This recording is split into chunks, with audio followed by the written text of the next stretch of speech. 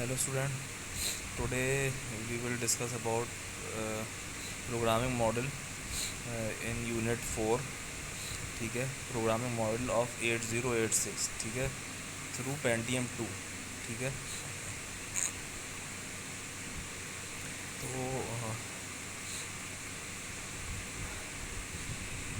इसके अंदर जैसा कि आप फिगर में देख सकते हो, फिगर में क्या दिखाया गया है, प्रोग्रामिंग मॉडल दिखाया गया है of 8086 through the Pentium 2 micro processor. ठीक है, जो पहले के थे that is 8086, 8088 and the 80286 contains 16 bit internal architecture, a subset of the registers. 80386 and 80486 Pentium and Pentium Pro and Pentium 2 microprocessor contains full 32-bit internal architecture. The architectures of the earlier 8086 through the 80286 are fully upward compatible to the 80386 through the Pentium 2. Upward compatibility का मतलब क्या है? Upward compatibility का मतलब ये है कि जो आपका 80386 जो मॉडल था उसके अंदर आपके या वो इंस्ट्रक्शंस जो आपके अपवर्ड वर्जन्स के अंदर, ठीक है ना, के अंदर एग्जीक्यूट हो रहे हैं 80386 के अंदर हो रहे हैं, वो 80286 के अंदर भी एग्जीक्यूट्स हो सकते हैं. ठीक है, और जो डायग्राम के अंदर शेडेड एरिया है, ठीक है, this shaded area represent the registers. ठीक है, जो रजिस्टर्स 8086, 8088 और 80286 माइक्रो प्रोसेसर्स के अंदर नहीं पाए जाते थे वो इसके अपडेटेड वर्जन्स के अंदर पाए जाते हैं.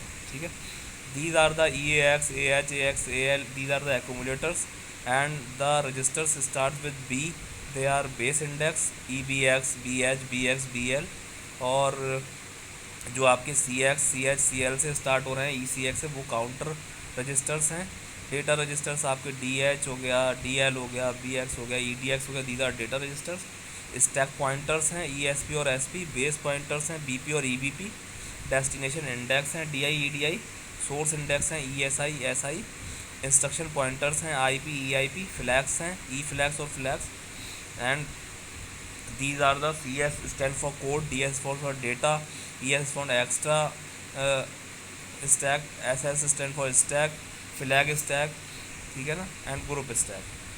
ठीक है, अब जो प्रोग्रामिंग मॉडल है वो कंटेन करता है 8 से 16 और 32 bit register, 8 bit, 16 bit and 32 bit registers.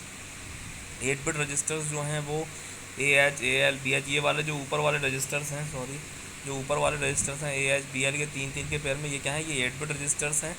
उसके बाद 16 बिट रजिस्टर्स हैं, ये वाले जो नीचे हैं AX बीच वाले, AX, BX, CS, these are 16 bit registers. And there are 32 bit registers जो लेफ्ट हैंड साइड में है, EAX, EBS, ECX, these are 32 bit registers. ठीक है, these 32-bit extended registers and 16-bit registers ES and GS are available only in 80386.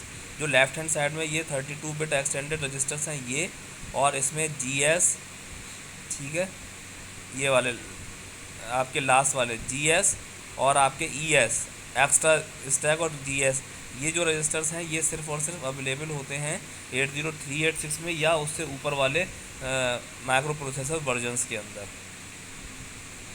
कुछ registers हैं जो general purpose हैं, multipurpose registers हैं. ठीक है, और जो कुछ रजिस्टर्स हैं वो स्पेशल पर्पस हैं, जैसे आपका स्टैक पॉइंटर हो गया, ये डेटा स्टैक हो गया, ये सारे क्या हैं, ये स्पेशल रजिस्टर्स हैं. मल्टीपल रजिस्टर्स जो हो गए वो 32 बिट वाले रजिस्टर्स हैं, जैसे EAX, EBX, ये वाले. ठीक है, ये रजिस्टर्स होल्ड करते हैं अलग अलग डेटा साइज़ को. 32 बिट तो कर ही सकते हैं और बाकी अलग अलग data size, words, double words को स्टोर कर सकते हैं. ठीक है, for any purpose. Multipurpose registers जो हैं वो आपके EAX हो गया, दैट इज़ एक्यूमुलेटर हो गया. ठीक है, 32 बिट रजिस्टर है. ठीक है, एज अ 16 बिट रजिस्टर्स भी आप इसको यूज़ कर सकते हो, और इधर 288 बिट रजिस्टर AH और AL मैंने आपको बताया था कंबाइंड करके आप 16 बिट बना के इसको यूज़ कर सकते हो. ठीक है, हाँ, जो 8 और 16 बिट रजिस्टर्स हैं वो आपके एड्रेस्ड हैं.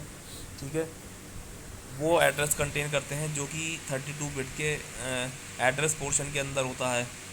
एक्यूमुलेटर जो है use for instruction such as multiplication, division and some of adjustment instructions, उसके अंदर ई एक्स यूज होता है। अब आता है B X, F B E B X, that is base index. E B X is addressable as E B X, B X, B H और B L. The B X register sometimes hold the offset address of a location in the memory system in all version of the microprocessor in the 80386 and above. EBX also can address memory data.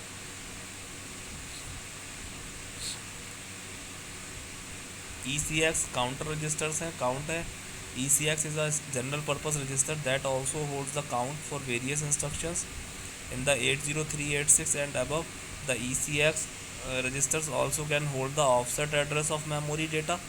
Instructions that use a count are the repeated strings instructions and shift rotate and loop D instructions. The shift and rotate instructions are use CL as the count, and the repeated string instructions use CX, and the loop D instructions use either CX or ECX. EDX क्या है अब? EDX is general purpose register that holds a part of the result from a multiplication or part of the dividend before a division in the 8086 and above. This register can also address memory data. EBP is a base pointer.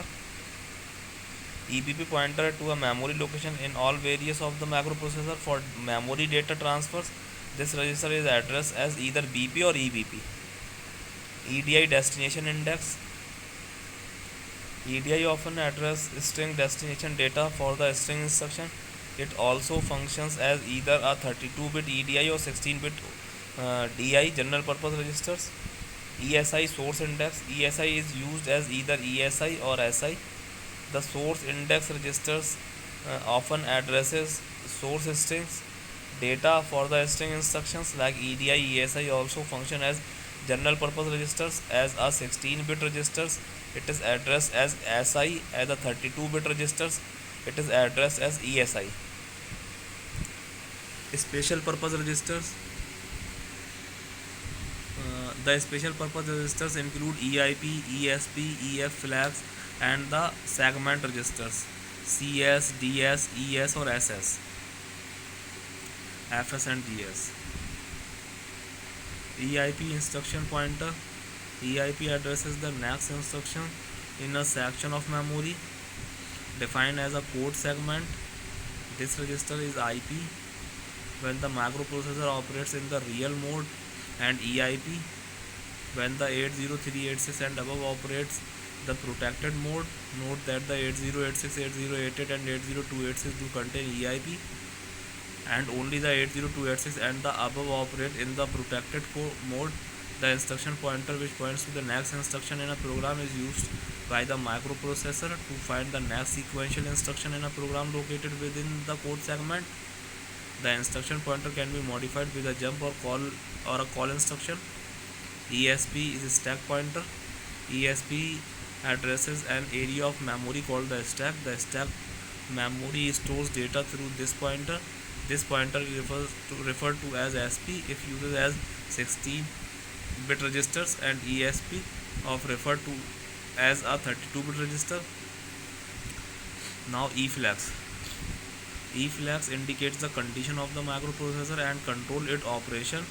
Figure 2.2 shows the flag register of all version of the microprocessor जो ऊपर दिखाई थी. Note that the flags are upward compatible from the 8086, 8088 to the Pentium 2 microprocessor. The 8086, 80286 contains a flag registers, and 8086 and above contains an E flag register, 32-bit extended flag registers. This is the figure जो आपको बताई गई थी. These are the registers. These registers are used in 8086 from 0 to 11. 8286 के अंदर आपके 14 तक use होते हैं, 80386 के अंदर 17 तक, 80486 के अंदर 18 तक, एंड पेंटियम 2 के अंदर टोटल 21 रजिस्टर्स आपके यूज़ होते हैं जैसे कि इसमें दिखाए थे. The right most 5 flag bits and the overflow flag changes after many arithmetic and logical instructions execute. The flag never changes for any data transfer or program control operations. Some of the flags are also used to control features found in the microprocessor. Following is a list of each flag bit with a brief description of their function. C stand for carry, P stand for parity, A stand for auxiliary, Z stand for zero, S stand for sign, T stand for trace, I stand for interrupt, D direction, O overflow, IUPL, O input output privilege level, anti-nested task, refuse, virtual mode, alignment check, virtual interrupt flags, VIP, and ID identification. Thank you.